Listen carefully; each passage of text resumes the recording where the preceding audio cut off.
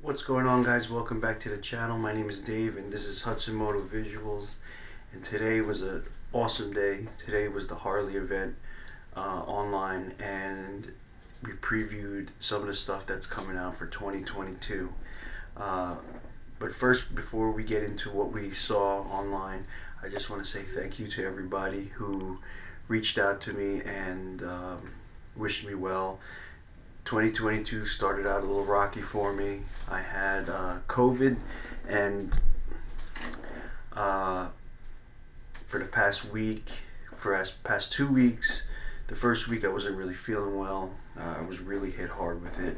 The second week I felt a little bit better, but I didn't go back to work yet. But now, January 26th, 2022, I'm feeling a lot better, feeling great.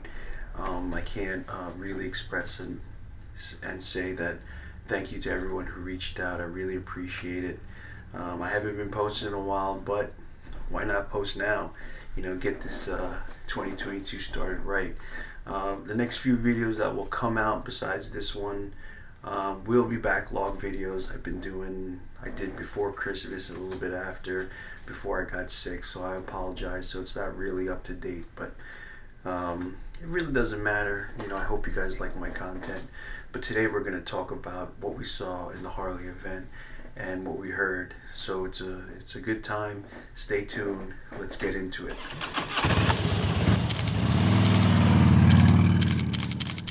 So the first thing they talked about was King of the Bagger and their heritage. And when they said something about King of the Bagger, I felt like maybe they're gonna put out a lot more accessories, a lot more parts, but it was a surprise to me that they put two new bikes, the Roguelite St and the Streetlight St, and they made a platform for it, where a nice beginning platform for a performance bagger.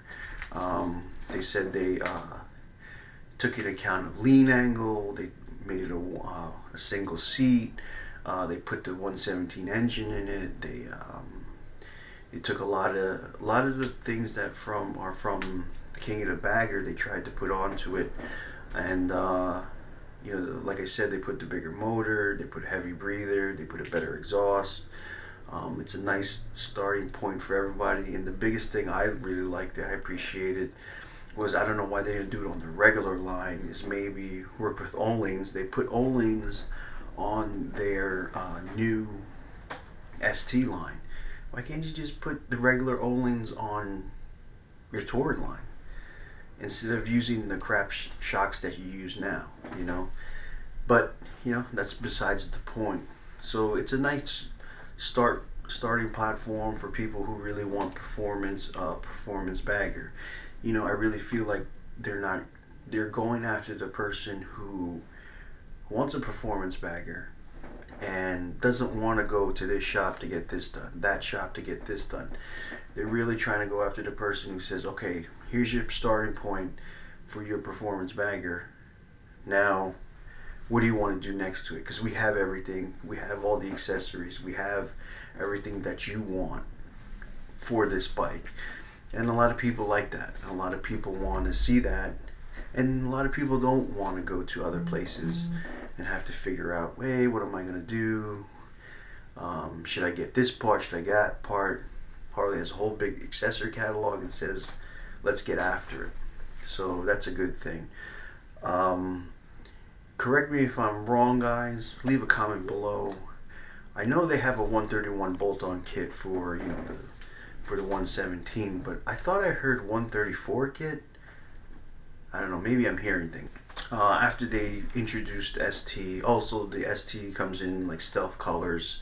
I like how it's murdered out, blacked out, and they have gunship gray. Keep it stealth, you know. A lot of people like that look of, you know, you don't know what's under the hood, so, you know, just try me. And, you know, also they took some accents from the Lowrider S. They added bronze wheels to some of the colors, bronze trim. That's pretty cool.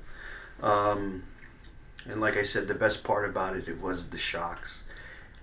Harley, just work a deal with ohlins. Use their basic shock. It's a lot better than the piece of crap ones you put on my bike. That was 2020. So anyway, so next up was the CVO line. Now this was the one that really disappointed me. I don't know if I'll ever buy a CVO, but they just come out with new colors. I understand it comes with, well, they did upgrade the stereo system to a stage one. They put heated grips, heated seat, and all the CVO things they have, but they just came out with new colors. They did add the Roguelite Limited and the Streetlight Limited to the CVO line. So now you get the whole bag, the whole trunk in the back, which is cool. So you don't have to purchase that separately. At least that comes with it. But the colors, I know, there were 3 that stood out to me and I really liked and I would consider buying. And the others, look, I'm not really a flames person, but that green with the black flames, there's something about that green I really liked. If they just kept that green without the flames, I'd definitely be into that green bike. But that's one of them. The black and orange. At first I thought it was black and red, but I think it's black and orange, like a burnt orange. That was really nice colors. I like how they took the cues of the 2021s. They kind of made it the same, but different coloring, more pinstriping. That's pretty cool. And the one that looks like that but different color is the black and yellow. The black and yellow looked sweet. I don't know what it was when they first showed the black and yellow with just a frame, no engine, no nothing in it. I said that's gonna be a nice color. I do like the yellow. I do like the black and yellow. But that's basically up to your preference and what you like. They did have also red and black flames, the trike, which was okay. Like I said, I'm not really big into flames. And they also had a blue. It looked blue. I forgot what the color. I didn't write it down. But like I said, the black and yellow one was really what I liked.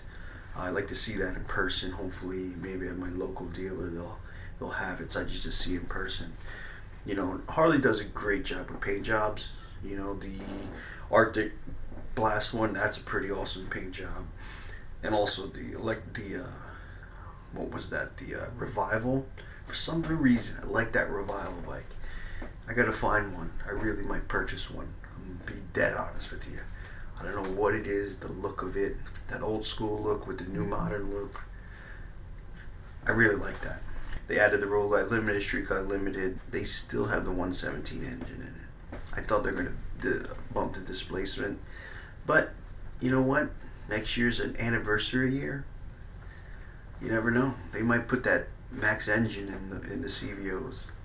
That's something to look forward to. I don't know what they're going to do with this max engine. Hopefully they put it in the touring models before. I might consider just trading my bike in for that max revolution in a touring model. Who knows? But that's pretty cool.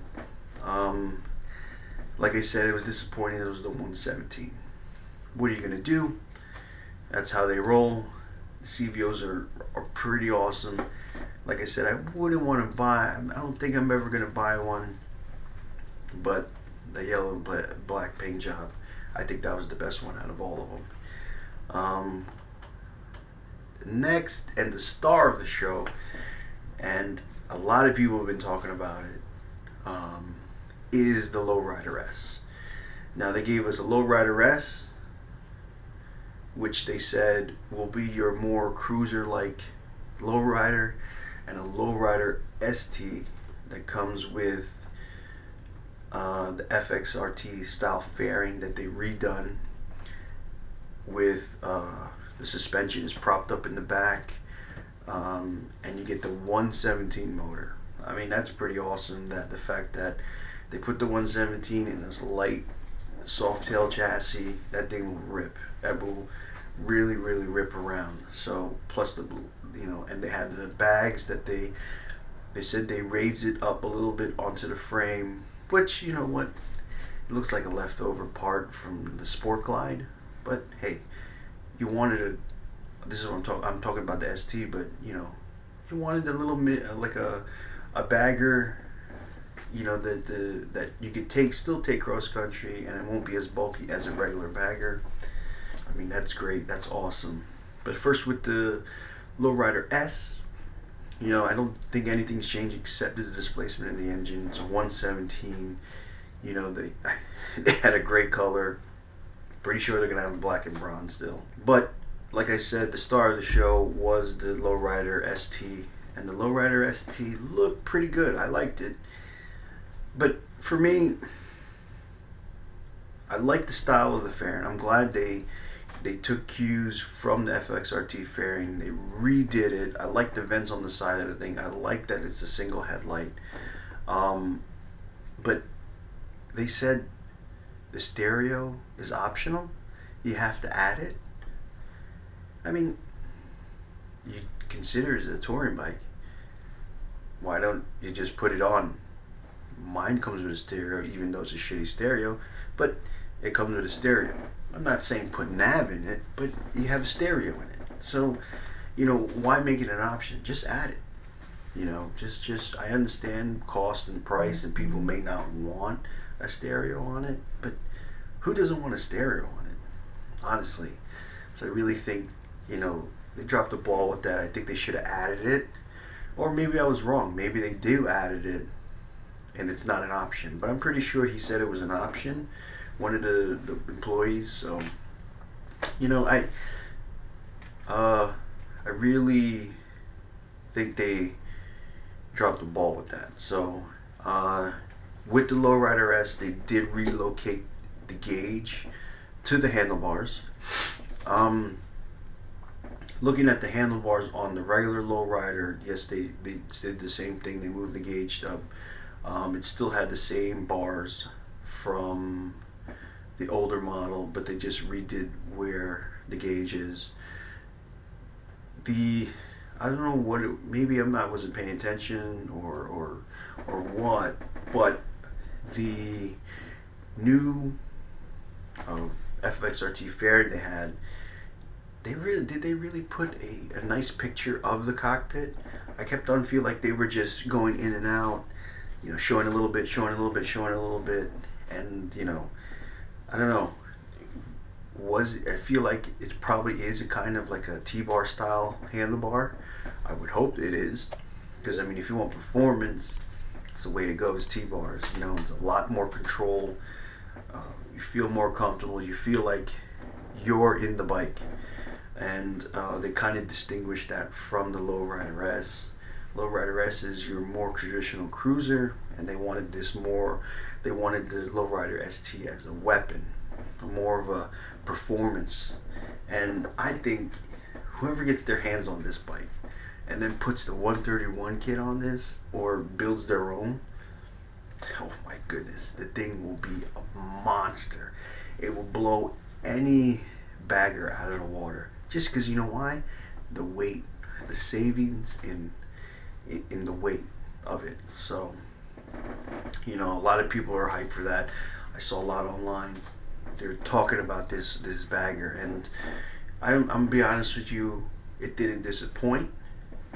Like I said, the only thing that disappointed me was the radio. She just add the radio. I hope the dealer is just really like, hey, we're just adding the radio. It's going to be part of the price. You're better off. You really are, because I think you'll sell a lot more. And it's crazy just to say, because just adding a piece like radio. People want radio. People want to listen to tunes going down the highway. But I really was thinking about, would I ever buy that style of bike? That kind of like a mini bagger. Yeah, you can take long trips on it. You can do everything my Roguelite can do. At the end of the day, for me, and this is my opinion only, if you're going to go that route, I would just rather get a touring model. I'd rather just spend the money, even on a standard. It may have only the 107 engine in it, but I could build it out too. And that's my personal opinion. So, sorry guys, I'm just looking at my phone because the group we're in, they're texting like crazy. And Ask Glenn just said the CVO Street Glide is $41,999. So there you go. It looks like they did not raise prices on that. I thought it would be more close to 50. Well, I don't think they should have raised the prices. You're only getting a better paint job. That's it. Also, these guys are saying, these are all my buddies that I ride with. You got Cycle Fanatics, Holy Shift, F&R, Flying Ride 15. You got Ask Glenn, Barber CVO.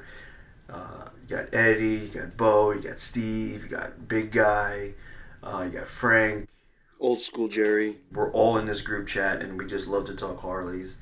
And they were breaking it down themselves for about the whole event. So, and Holy Shift just texted the group and he says that Lowrider ST is about $22,000. Now these prices aren't confirmed, so just take it with a grain of salt. They're probably up on the website right now, so just take a look. So after they did the ST, they did clothing line. Of course, you want to match your bike. Who doesn't? So that's pretty awesome. And then towards the very end, they had a teaser of what's still to come. And it looked like a new Sportster, maybe the 950, maybe not. Hey, maybe a smaller Pan America, who knows? That would be pretty awesome. Right now, I am looking to buy an adventure bike. I love my Honda CBR. I really, really do. But it's like I wish I could just take it, put it on a trailer, and go places, twisties, then take it back, but it can't. For me, it's a little uncomfortable. I really like that, they're coming out with more things. I'm pretty sure they're going to do another revival bike. Pretty sure they're going to release another Sportster. I'm hoping for a smaller Pan America. That's fingers crossed. And they're probably coming out with another special paint job. Why wouldn't they do what they did in 2021?